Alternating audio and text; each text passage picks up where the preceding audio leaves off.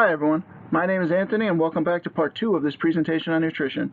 In part 1 we talked about the ketogenic diet, and in this segment we'll be talking all about sugars.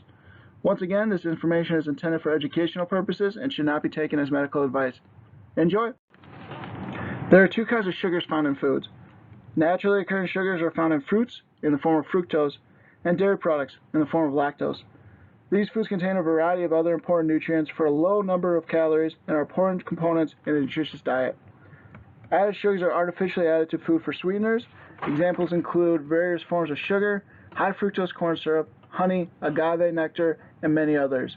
They are found in sweets, candies, sodas, and other sugary drinks, and a variety of other foods, ketchup, salad dressing, and more.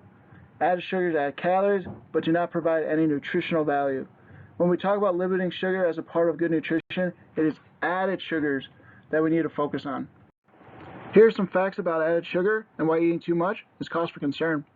Because added sugars contain calories but no nutritional value, they are often referred to as empty calories.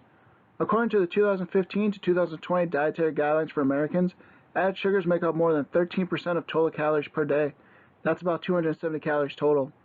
They also affect nutritional quality of food choices when they replace nutritious foods and drinks.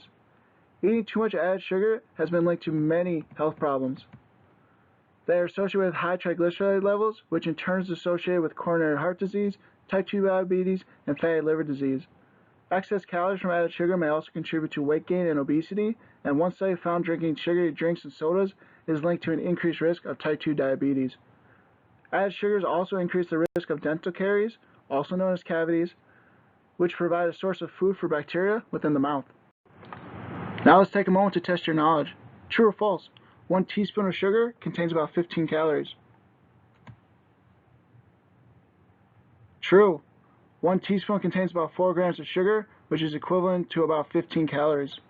This may not sound like much, even for a person who's eating fewer calories to lose weight, but most people eat several teaspoons of sugar per day.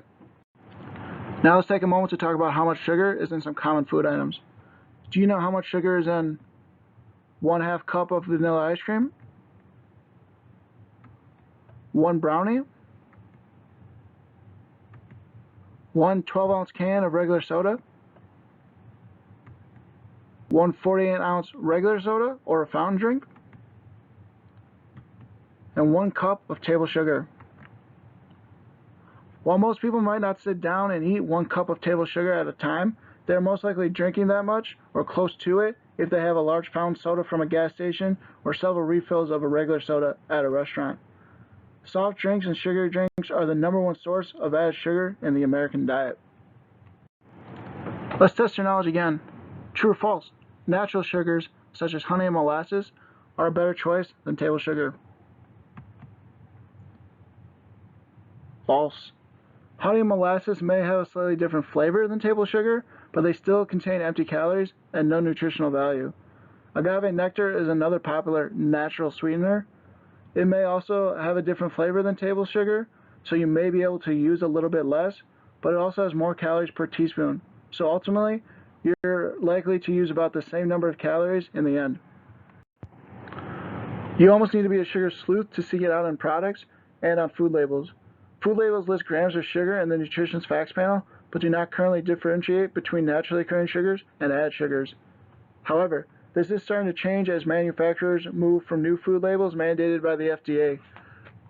But depending on their size, they still have until sometime this year or next year to make the necessary switch.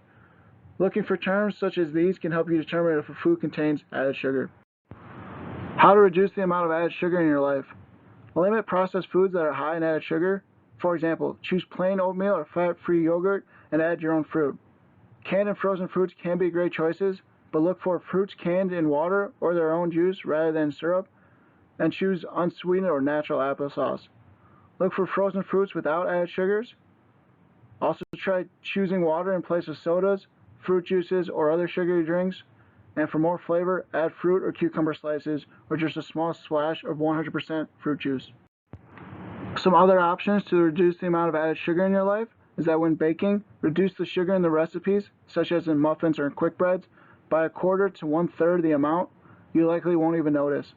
If you are using sugar at the table or sugary condiments such as pancake syrup, Measure your portions so you know how much you're using and use less.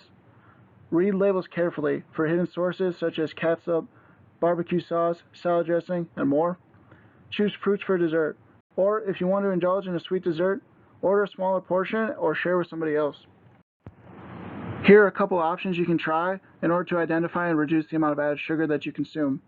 Read a food label to identify sources of added sugar. Replace one sugary drink with a glass of water. Choose a piece of fruit in place of sugary snacks. Any other ideas you can think of?